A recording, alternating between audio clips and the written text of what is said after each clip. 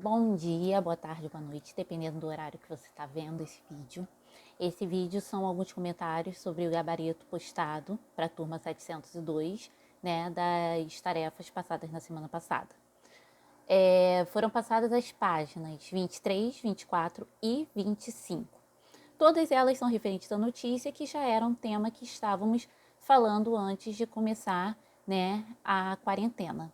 Enfim, na página 23, vocês vão ver que tem uma notícia aí. E eu quero chamar a atenção de vocês para o ano em que foi publicada essa notícia. Essa notícia é uma notícia de 1808, então ela é muito antiga. Então a primeira questão vai exatamente pegar nessa questão de ser uma notícia antiga. Vai falar assim, há palavras que são escritas de forma diferente, né, da que nós costumamos usar. Então o que vocês vão fazer nessa primeira questão? É ver todas as palavras que são diferentes, né, que estão escritas de forma diferente e colocar ali. Por que isso acontece? Né? Na verdade, a número 1 e a número 2 estão bem juntinhas, tá? Vocês vão ver que, por exemplo, tem sapato com C cedilha. Não façam isso. Hoje não pode, tá? Não pode ser escrito com C cedilha. Vocês vão ver que tem, por exemplo, aqui a palavra ocasião com dois Cs. Isso acontece, gente, porque a língua portuguesa ela é uma língua viva. O que significa a gente dizer que a língua ela é viva? Significa que ela está em transformação ainda, ela ainda está se transformando. Ela é falada, ela é usada, então ela se transforma. A gente tem o caso mais emblemático disso, né, vamos dizer assim, que é o vossa mercê. Eu não chego e falo vossa mercê para ninguém, mas eu falo você. E o vossa mercê, na verdade, é uma evolução do você. Veio o vossa mercê, depois veio o vosso mercê, depois vós mercê, e depois o você. E hoje em dia a gente já está quase no C, né? Você sabe. Então, a língua está em evolução porque ela é viva. Uma língua morta, ela não evolui porque ela não é falada por ninguém. Então, a número 2 fala sobre isso. Porque ao longo do tempo ocorreram mudanças ortográficas dessas palavras? Porque a língua é viva, a gente não tem mais farmácia escrito com PH, né? Então, as duas, acabou que os dois gabaritos a gente acaba comentando aqui todo mundo junto. Na página 24, vocês vão ver que tem uma notícia de jornal e aí tem as partes da notícia, tá? Antes da gente entrar de recesso, a gente falou sobre a manchete, que é o quê? É o título da notícia, é aquela parte que vai estar em negrito, geralmente uma letra maior, para chamar mesmo a atenção do leitor, então tem que ser interessante, né? E a gente pode ou não ter o subtítulo, que é também chamado de título auxiliar. Esse subtítulo, ele não é obrigatório, mas ele vai dar mais umas informaçõezinhas aí sobre a manchete para te dar mais vontade de ler.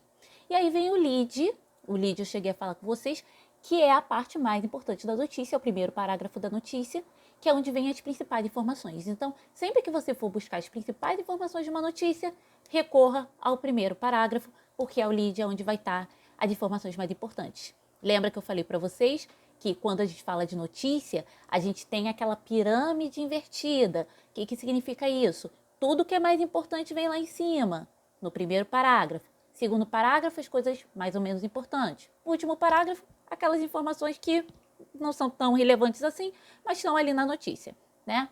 Então, vamos lá. Página 25. Na página 25, primeira questão, qual é o objetivo da notícia? Qualquer notícia tem como objetivo informar. Isso já foi falado em sala de aula. O 2, quando ele pergunta qual o nome do astrônomo, é o quem. Lembra que quando a gente fala de notícia, o lead responde aquelas questões. Quem, onde, quando, por quê, como, tá? Então, é exatamente sobre isso. Se você lembrar da estrutura da notícia, fica mais fácil de você responder. Lá na página, ainda nessa página, lá na questão 4, fala assim, retire do corpo da notícia uma opinião. Opinião é praticamente um achismo. Tipo, um fato é que eu tenho esse livro aqui, Branco Letal, né? Isso é um fato. Ele tá aqui na minha estante, isso é fato. Opinião eu achei esse livro muito grande, eu não vou ler ele agora. É minha opinião. Eu achei ele muito extenso, tá? Então, geralmente, quando você tem opiniões, né, você vai ter geralmente adjetivos. Então, aqui no gabarito tá, esse foi o mais intenso de todos. Esse intenso tá funcionando aí como um adjetivo. Então, é uma opinião, é o que ele acha, tá? É um achismo, é uma opinião. Na 5, né, a gente tem aí falando sobre a questão das aspas, tá? As aspas, elas podem ser utilizadas para retirar a parte de um texto, né, fazer uma citação, retirar a parte de um texto e colocar em outro.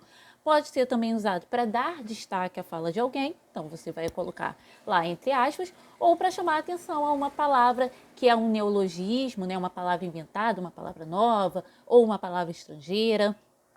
Aqui, no caso, é para indicar uma fala dentro do texto. Então, para destacar uma fala que está dentro do texto, foram usadas as aspas, que geralmente dentro do jornalismo serão utilizadas aspas para botar a fala de um terceiro. O travessão não é algo muito utilizado, é mais da narrativa, mais da ficção, tá bom? Espero ter ajudado aí e até a próxima!